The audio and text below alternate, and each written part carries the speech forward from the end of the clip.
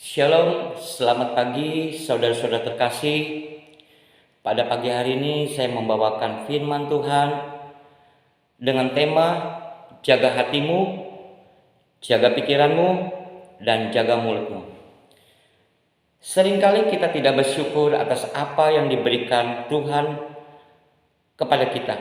Kadang-kadang kita tidak mempergunakan apa yang Tuhan berikan kepada kita.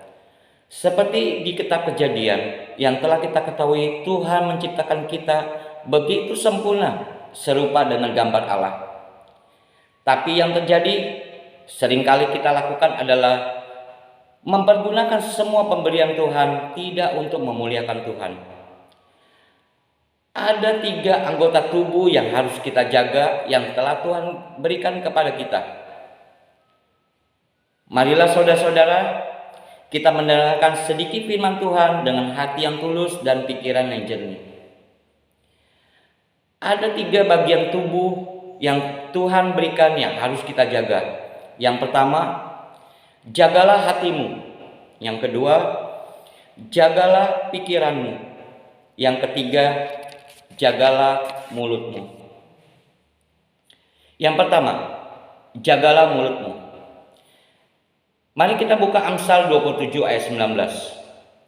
Seperti air mencerminkan wajah, demikianlah hati manusia mencerminkan manusia itu. Seringkali kita sebagai orang Kristen ketika datang kepada Allah berlomba-lomba untuk datang lebih awal. Karena datang lebih awal pasti ada waktu luang untuk bergosip ria. Ada berita panas yang disampaikan kepada sesama jemaat. Hal ini tentu saja sangat bertentangan dengan maksud dan tujuan datang ke gereja, yaitu menyembah Allah, mengucap syukur kepada Allah atas pemberiannya, memuji-muji Allah dengan segenap hati.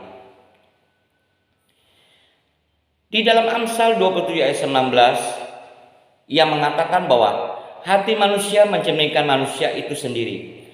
Artinya, apa yang ada dalam hati seseorang pasti akan terrefleksi ke dalam ucapan dan tindakannya. Kalau hati tidak beres, maka segala ucapan dan tindakannya pun pasti tidak beres. Itu sebabnya penulis Amsal, yaitu Salomo, menasihati kita agar senantiasa menjaga hati dengan penuh kewaspadaan agar tetap dalam kondisi baik dan beres. Mari kita buka lagi di Amsal 4 ayat 23. Jagalah hatimu dengan segala kewaspadaan, karena ada dari situlah terpancar kehidupan. Mengapa kita harus menjaga hati kita? Karena dari hati yang tidak beres akan dapat menimbulkan berbagai masalah dalam kehidupan keseharian kita. Saudara-saudara terkasih, hendaklah senantiasa kita menjaga hati kita untuk tetap bersih. Pergunakan hati kita untuk hal-hal yang baik, terutama untuk menyatakan ungkapan perasaan yang selalu bersyukur, menyembah Allah dengan tulus. Yang kedua, yang harus kita jaga dari bagian tubuh kita adalah jaga pikiranmu. Mari kita buka di Filipi 4 ayat 8. Jadi akhirnya, saudara-saudara, semua yang benar, semua yang mulia, semua yang adil, semua yang suci, semua yang manis, semua yang sedap dipendengar, semua yang disebut kebajikan dan patut dipuji, pikirkanlah semua itu. Saudara-saudara kasih, ada seorang manusia sedang memeriksakan kesehatannya di salah satu rumah sakit.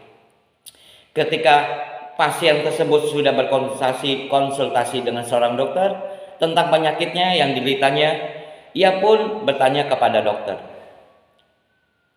"Lalu apa yang harus saya lakukan, dokter?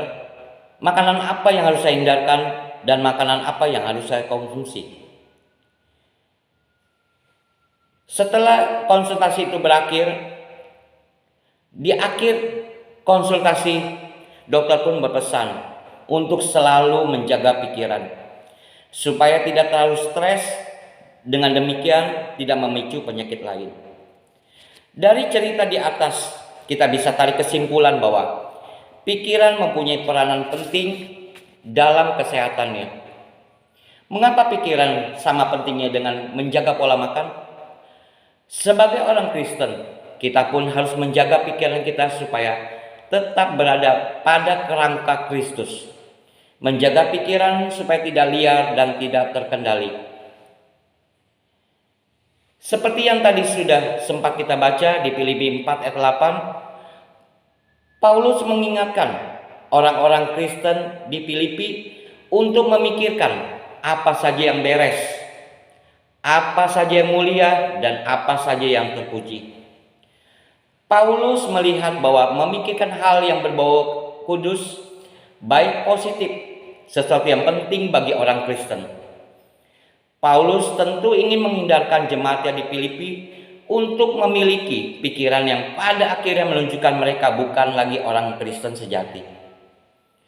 Sebagai orang percaya tentu menjaga pikiran itu sangat penting, apalagi ketika melakukan komunikasi atau bersosialisasi dengan orang lain. Mempunyai pikiran positif, baik dan sehat justru akan menciptakan hubungan semakin sehat.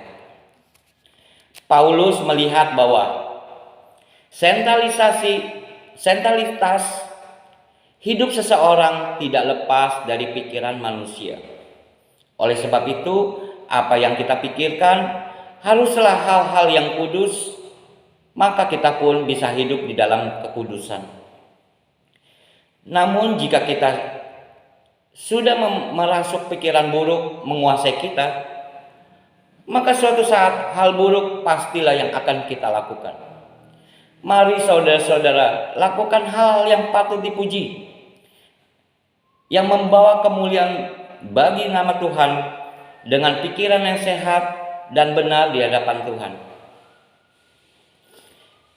Yang ketiga, bagian tubuh yang harus kita jaga, yaitu jaga mulutmu.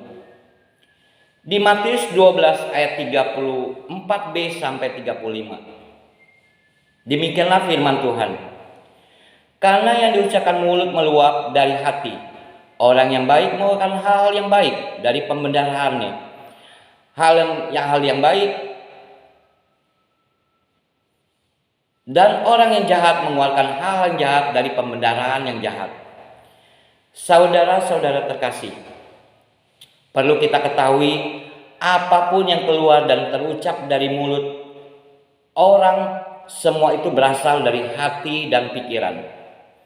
Kalau hati dan pikiran benar, yang keluar dari mulut ada hal-hal yang benar. Sebaliknya, apabila hati dan pikiran dalam keadaan keruh, pasti yang keluar dari mulut adalah hal-hal yang negatif. Saudara-saudara, pergunakanlah mulut untuk memuji-muji Tuhan, bukan dengan mengucapkan hal-hal yang tidak perlu dan merugikan orang lain dan diri sendiri. Saudara-saudara terkasih, sebelum saya mengakhiri khotbah hari ini, ada sebuah kalimat yang cukup baik untuk saudara-saudara. Hati yang bersih akan disalurkan ke dalam pikiran kita, dan pikiran kita akan menggerakkan mulut kita untuk hal-hal yang baik. Tapi sebaliknya, hati yang tidak baik atau tidak bersih akan disalurkan ke dalam pikiran kita, dan pada akhirnya pikiran akan menggerakkan mulut kita dengan hal-hal yang tidak baik. Amin. Tuhan Yesus memberkati.